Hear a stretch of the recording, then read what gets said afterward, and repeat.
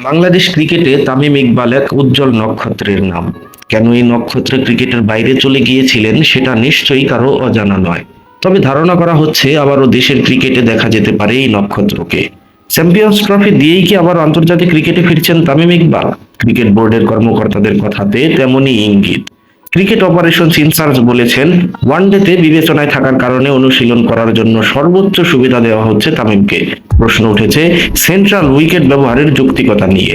জাতীয় দল থেকে 1 বছরের বেশি সময় ধরে বাইরে তামিম। গত বছরের সেপ্টেম্বরে শেষবার দেশের হয়ে এই মাঠে খেলেন তামিম। এরপর থেকে হোম অফ ক্রিকেটই তার প্র্যাকটিস গ্রাউন্ড। ইনডোর জিম থেকে সেন্ট্রাল উইকেট, সবখানে অবাধ বিচরণ। তবে বিসিবির গঠনতন্ত্র বলছে হোম অফ ক্রিকেটের ফ্যাসিলিটিস কেবল কেন্দ্রীয় চুক্তির ক্রিকেটারদের জন্য।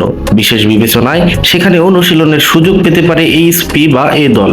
এছাড়া ব্যক্তিগত অনুশীলনের প্রয়োজন হলে নিজ খরচে বিকল্প খুঁজে নেওয়ার পরামর্শও দেওয়া হয়েছে বোর্ডের তরফ থেকে। ফোনে BCB cricket operations manager Shahriar Nafees বলেন, এটা একটা টেস্ট ভেন্যু। এখানে মেইন পিস কিভাবে পায় একজন? আমি একজন প্রফেশনাল খেলোয়াড়, 1 কোটি টাকা আয় করি, তো আমি কেন প্র্যাকটিসের ব্যবস্থা করে নেই না? যদিও সেই পরামর্শ খাটে না তামিম ইকবালের ক্ষেত্রে। খান সাহেবের জন্য বিশেষ ব্যবস্থার কারণ বিসিবির পরিকল্পনা। এখনো চ্যাম্পিয়ন্স ট্রফির পরিকল্পনায় আছেন এই ওপেনার।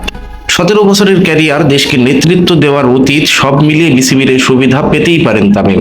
তবে প্রশ্ন উঠেছে সেন্ট্রাল উইকেটের ব্যবহার নিয়ে। এমনিতেই ম্যাচের ব্যস্ততায় যাচ্ছে তাই অবস্থায় এই ভেন্যুর উইকেটের। কালে ভদ্রে যতটুকু বিশ্রাম মেলে সেখানে ব্যক্তিগত অনুশীলনকে চরম বিলাসিতাই বলা চলে। একটা দেশের মূল ভেন্যুর উইকেট, এমন ব্যক্তিগত অনুশীলনের নজির বিরল। বিশেষজ্ঞদের মতে তামিমের প্র্যাকটিস সেশনগুলো ক্ষতি করছে হোম অফ ক্রিকেটের। উইকেটের এমন বিসর্জনের পরেও তামিমকে ওয়ানডে দলে ফেরাতে আপ্রাণ চেষ্টা চালিয়ে যাচ্ছে ক্রিকেট বোর্ড।